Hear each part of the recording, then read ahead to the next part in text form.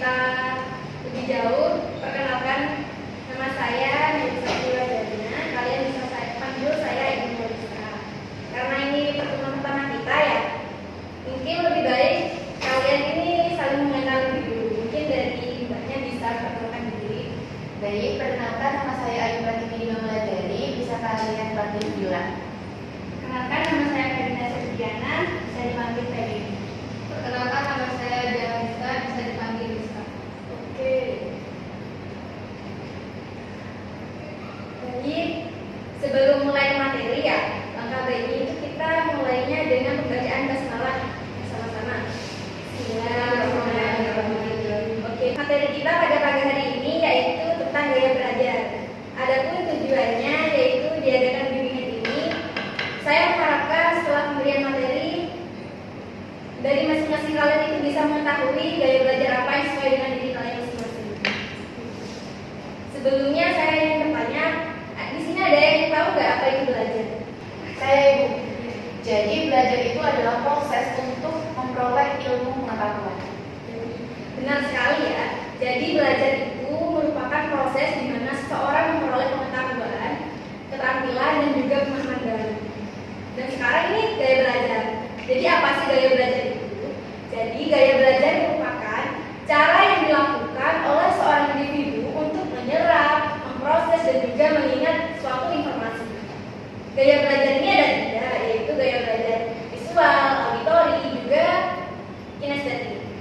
Visual itu seperti apa? Jadi visual itu gaya belajar dengan cara melihat. Misalnya dengan menonton suatu video seperti itu.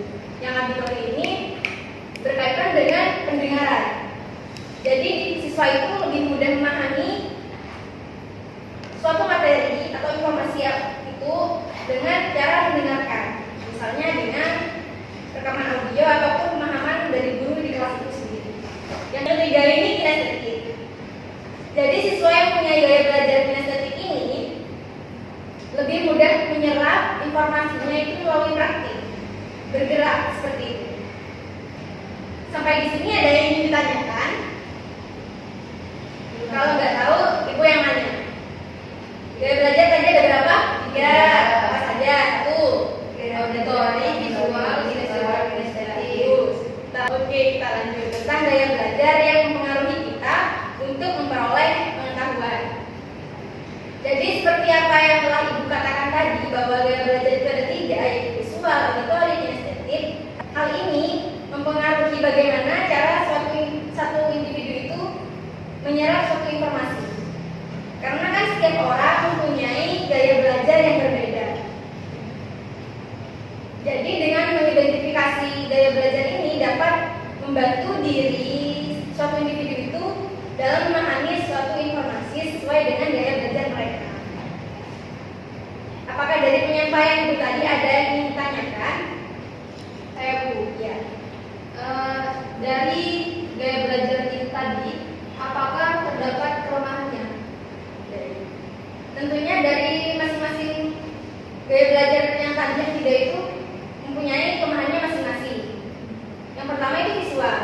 Visual itu kan siswanya itu bisa menyerap jika dengan cara menonton video misalnya. Jadi kelemahannya jika tidak dengan menonton video itu, siswanya itu susah buat menangkap materinya.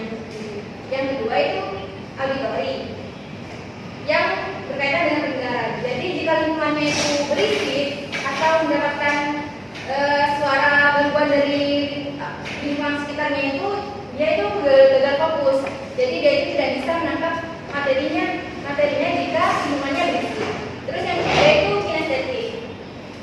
Kinestetik ini berketergantungan pada praktik. Jadi mereka itu akan susah menangkap materi jika tidak langsung praktik seperti itu. Ada lagi yang lain? Yang tadi bisa dipahami? Bisa. Ya. Terima kasih. Jika tidak ada lagi, ibu ingin tahu dari masing-masing kalian itu mempunyai gaya belajar yang seperti apa? Dari Rizka. Kalau saya kayaknya kinestetik.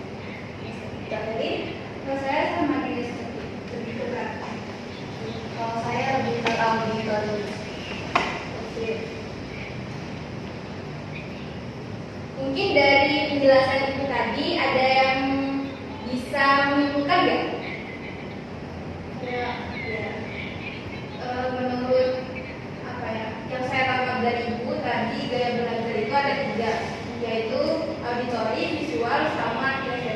dari